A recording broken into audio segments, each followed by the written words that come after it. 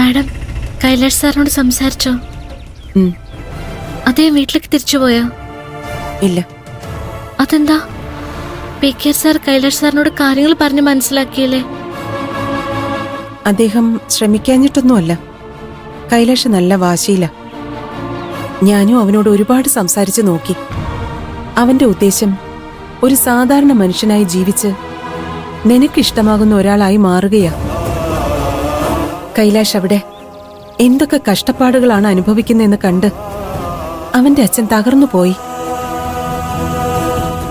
അദ്ദേഹത്തിന്റെ വിഷമമൊന്നും കൈലാഷ് കണക്കിലെടുക്കാൻ പോലും തയ്യാറായില്ല. അദ്ദേഹം അത്രയും വിഷമിച്ച് ഞാൻ കണ്ടിട്ടേയില്ല. എന്റെ കണ്ണുകൾ പോലും നിറഞ്ഞു. മാഡത്തിനെ കണ്ടാലെങ്കിലും കൈലാഷ് സാർ വീട്ടിലേക്ക് പോകാൻ സമ്മതിക്കുന്ന ഞാൻ കരുതിയത്. കൈലാഷ് വീട്ടിലേക്ക് തിരിച്ചു പോയാ ഈ പ്രശ്നം അവസാനിക്കുമെന്ന് കരുതുന്നുണ്ടെങ്കിൽ നിനക്ക് തെറ്റി. അവൻ എവിടെയാണെങ്കിലും നിന്റെ മനസ്സിൽ എങ്ങനെ ഇടം പിടിക്കും എന്ന് മാത്രമാണ് ചിന്തിച്ചുകൊണ്ടിരിക്കുന്നത്. നീ ഇല്ലെങ്കിൽ കൈലാഷിന്റെ അവസ്ഥ എന്താകുമെന്ന് ചിന്തിക്കാൻ പോലും പറ്റുന്നില്ല. ഇത് ഞാൻ നിന്നെ ഭീഷണിപ്പെടുത്താൻ വേണ്ടി പറയുന്നതാണെന്ന് കരുതരുത്. യാഥാർത്ഥ്യം പറഞ്ഞു എന്നേ ഉള്ളൂ.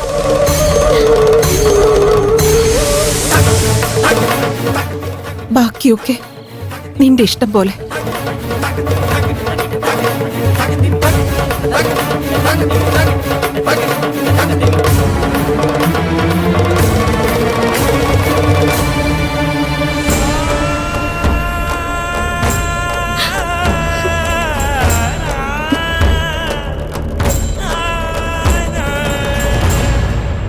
മതി മതി.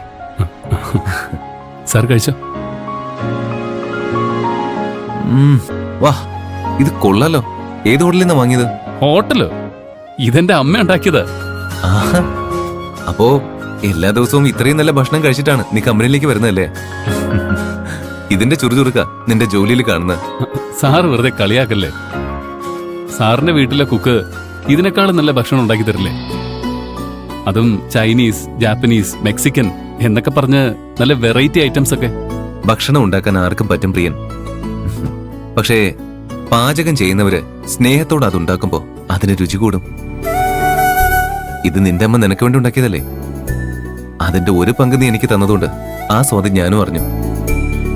സ്വന്തം അമ്മ സ്നേഹത്തോടെ ഉണ്ടാക്കുന്ന ഭക്ഷണത്തിന്റെ സ്വാദ് എത്ര വലിയ കുക്കുണ്ടാക്കിയാലും കിട്ടില്ല. നീ ആ കറി കുറച്ചും കൂടെ എടുത്തേ. അതൊരു രക്ഷയില്ല.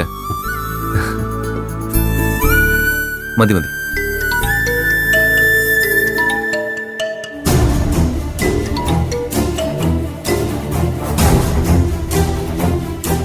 പ്രിയൻ ചേട്ടൻ എന്താ ഫോൺ എടുക്കാത്ത?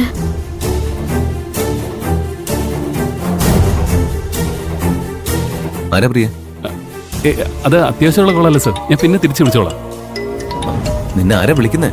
ഫോണിൽ വന്നേ നോക്കട്ടെ. പാർവതിയാണോ?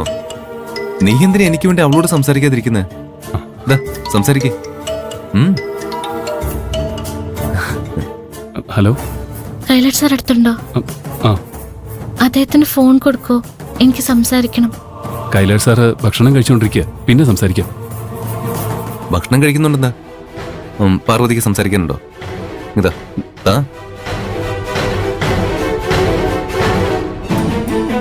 എന്താ പാർവതി? അച്ഛനും ഭൂമിക മാഡവും വീട്ടിലേക്ക് വിളിച്ചിട്ടും സാർ പോയില്ലെന്ന് കേട്ടു. എന്താ സാർ പോവാത്തത്? പോകാൻ തോന്നിയില്ല. എന്റെ മനസ്സ് എന്താഗ്രഹിക്കുന്നുവോ അതനുസരിച്ച് മുന്നോട്ട് പോവാനാണ് എന്റെ തീരുമാനം. ഭൂമിക മാഡം എന്നെ കണ്ടപ്പോ സാർ അവിടെ എന്തുമാത്രം ബുദ്ധിമുട്ടുന്നുണ്ടെന്ന് പറഞ്ഞ് വിഷമിച്ചിട്ടാ പോയത്. സാറിനെ കുറച്ചു നാളത്തെ പരിചയം മാത്രമുള്ള ഭൂമിക മാഡത്തിന് ഇത്രയും വിഷമം ഉണ്ടായെങ്കിൽ സാറിനെ വളർത്തി വലുതാക്കിയ അച്ഛനും അമ്മയ്ക്കും എന്തുമാത്രം വിഷമം തോന്നിക്കാണും. എത്ര വലിയ പ്രശ്നമാണെങ്കിലും സാറ് വീട് വിട്ടിറങ്ങാൻ പാടില്ലായിരുന്നു. ദയവ് ചെയ്ത് സാറ് തിരിച്ചു പോണം.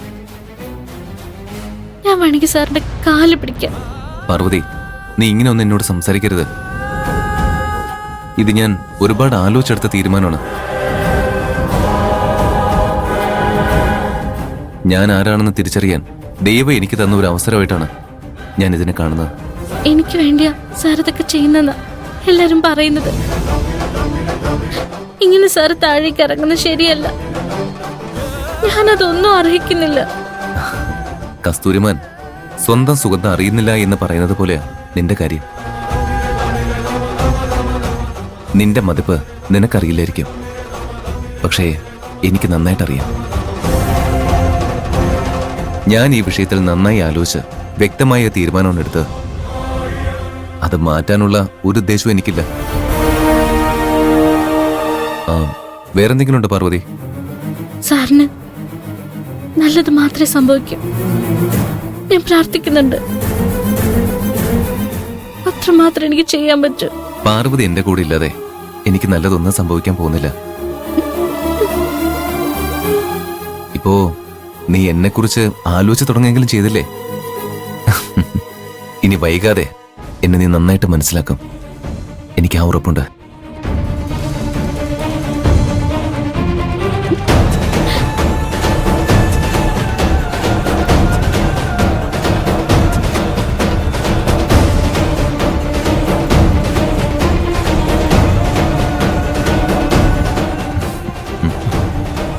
സാറ് കഴിച്ചോളൂ. ഞാൻ പുറത്തു പോയി റൂമിലേക്ക് വേണ്ട ചില സാധനങ്ങളൊക്കെ വാങ്ങിയിട്ട് വരാം. നിക്കേ, ഞാനും വരാം. വേണ്ട, സാറ് സമാധാനത്തോടെ കഴിക്കുക. ഞാൻ പോയിട്ട് വരാം. ശരി.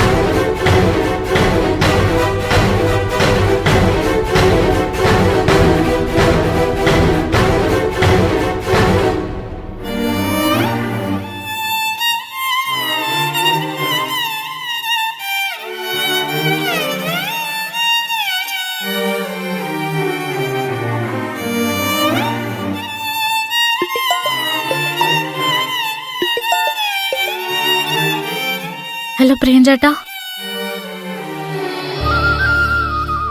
നമ്മൾ ചെയ്യുന്നത് വലിയ തെറ്റാ പാറു. കൈലാഷ് സാറിന്റെ മുന്നിൽ വന്ന് നിൽക്കുമ്പോ മനസ്സിന് വല്ലാത്തൊരു ഭാരം തോന്നുക.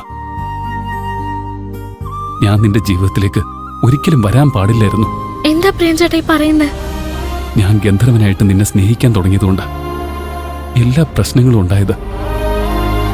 ഞാൻ കാരണമല്ലേ നീയും കൈലാഷ് സാറും ഇത്രയും ബുദ്ധിമുട്ടുന്നത്.